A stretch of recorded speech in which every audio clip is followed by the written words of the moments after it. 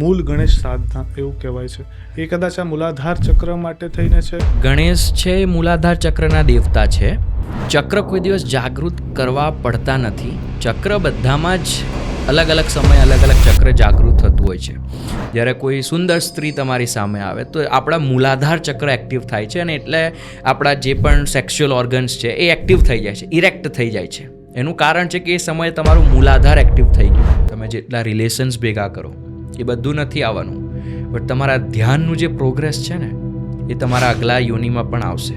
મે બી તમને ચાલો ચાલતા ફરતા તમે ના ધ્યાન રાખી શકો શ્વાસ પર, 15-20 મિનિટ કાઢો, હનુમાન ચાલીસાને સાઈડ કરો થોડાક દિવસ.